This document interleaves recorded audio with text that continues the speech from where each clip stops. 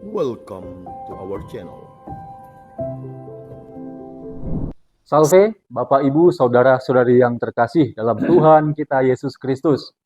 Kembali lagi dalam channel Riak Sabda untuk edisi KTKC Masa Advent. Nah, sekarang di samping saya masih tetap orang yang sama, masih tetap Pastor Ambrose sebagai narasumber utama kita untuk KTKC kali ini. Nah, Pastor, di sequel sebelumnya kan kita udah panjang lebar tuh membahas soal sejarah Advent dalam gereja bagaimana dan seterusnya. Kali ini kita mau coba beranjak lebih dalam. Ya. Dug in altum kalau kata Injil tuh. Oh. Bertolak ke tempat yang dalam. Terkait pemaknaan masa Advent, Pastor ya. Pemaknaan masa Advent di masa kini, di masa kita. Soal bagaimana mempersiapkan masa Advent dengan baik. Ya, karena kan masa Advent itu kita menyambut Natal. Yang biasanya terjadi di rumah-rumah adalah membersihkan rumah, buat kue, beli baju baru. Nggak tahu, Pastor masih beli baju baru kan? Masih.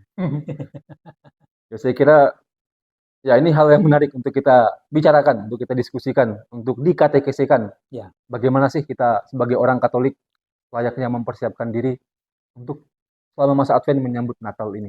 Ya. Tolong, Pastor. Terima kasih Pater Benny. Dalam sequel sebelumnya kita sudah lihat bagaimana sejarah itu ya. Memang panjang sekali itu. Ya, sampai ke apa yang terjadi dengan Advent saat ini.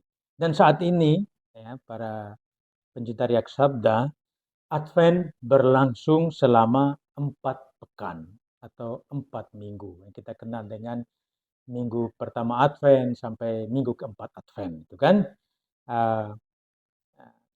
Dan ada hari-hari khusus sebelum Natal. Ya. Dalam sequel sebelumnya ada undangan untuk orang dibaptis pada tanggal 17 sampai 23. Ya. Dan ini tradisi ini sampai sekarang. Kalau kita ngomong soal persiapan yang lebih dalam, kita itu tidak hanya soal ada kue Natal, ada baju baru, tapi bagaimana suatu yang lebih dalam terjadi dengan kita sehubungan dengan Advent ini. Dan gereja merekomendasikan pada kita, mengundang kita semua, ya, entah klerus, entah awam, untuk terlibat dalam liturgi. Karena di hari-hari khusus, itu 7 hari khusus menjelang Advent itu, awam pun diundang untuk bersama-sama brevir, untuk ibadat harian. Karena inilah hari-hari spesial di mana kita menyerukan ada 7 antifon agung. Itu dalam bahasa Inggris itu great antifon dengan awal kata ya. Ini ya di masa Advent ini kita menyiapkan diri kita dengan aktivitas liturgi, refleksi-refleksi kita bersama gereja, dan ada sebuah nyanyian yang mengantar kita untuk lebih memahami masa Advent ini, itu nyanyian "Oh datanglah Immanuel". Nah, ini lagu ini mengundang kita untuk mengisi hari-hari ini dengan lebih spesial.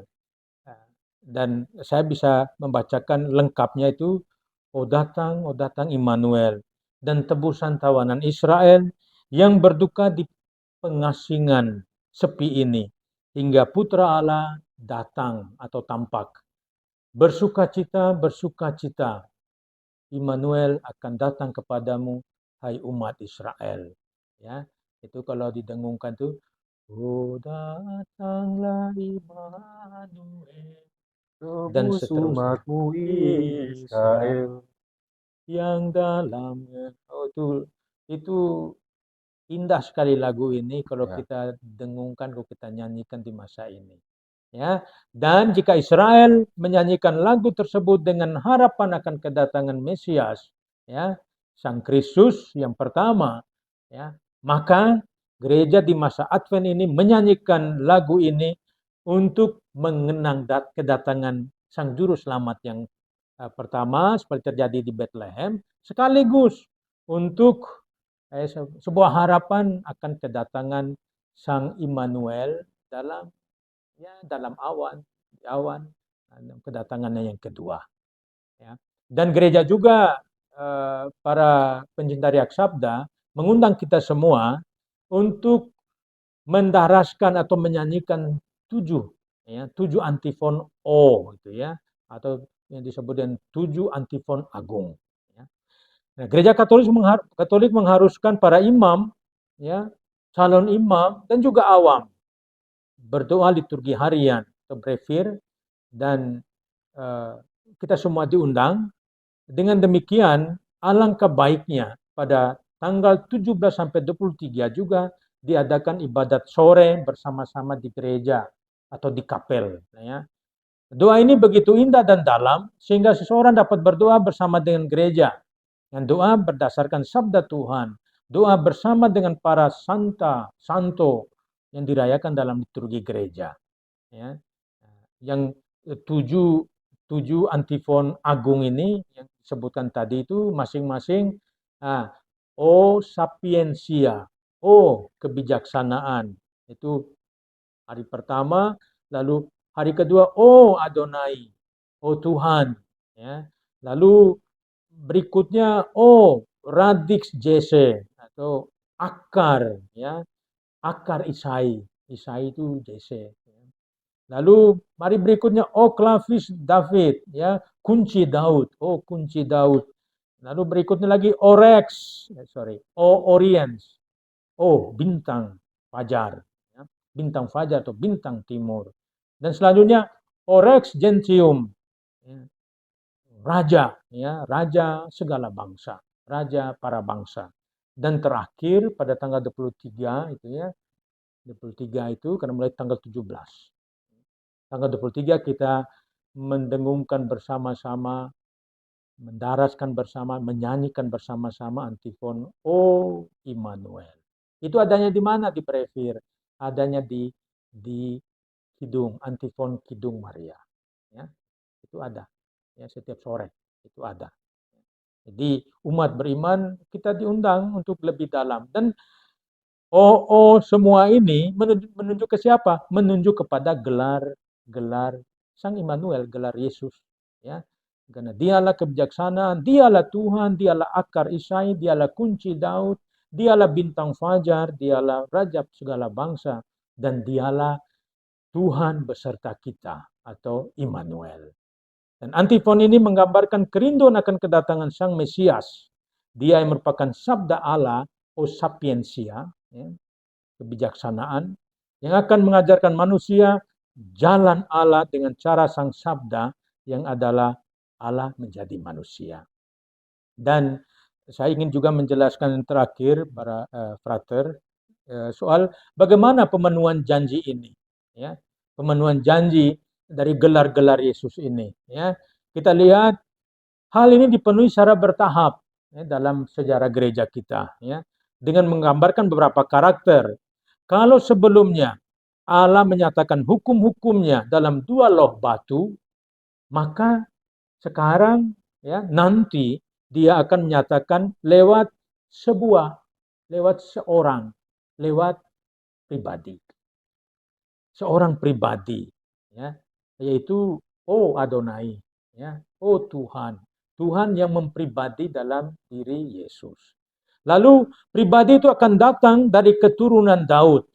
Ya, tadi disebutkan kan, O radix jese, ya, akar Isai, ya, itu Isai itu menuju ke Daud, ya, yang menggambarkan peristiwa inkarnasi, di mana semua raja akan bertekuk lutut di bawah Sang Raja segala raja itu.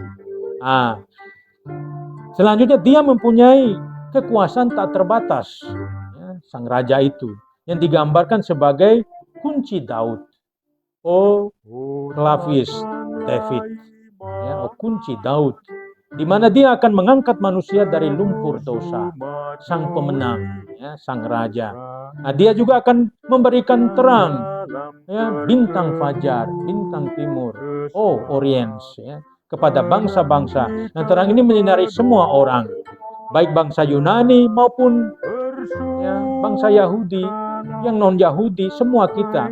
Dia akan menjadi raja segala raja, Sehingga gelarnya O Rex Gentium, ya, O Raja segala bangsa. Dan dia akan datang kepada umat manusia dan akan menyertai sampai akhir zaman. Sehingga O Immanuel, ya. Itulah harapan dari umat manusia akan kedatangan Sang Penyelamat yang kita persiapkan di masa Advent ini. Sehingga ya, dari rangkaian 7 O, ya, rangkaian antifon agung ini, ya, dari O Sapientia sampai O Immanuel ini, maka seolah-olah Yesus menjawab kerinduan kita semua. Ini menarik ini, ya, dengan mengatakan Ero Kras, Erocras. Dan ini ada artinya, ya, Erokras itu artinya besok aku datang. Ini kalimat tersusun rapi dari apa? Dari 7 antifon agung ini. Sehingga dengan merayakan Advent, kita menyiapkan diri besok Tuhan datang.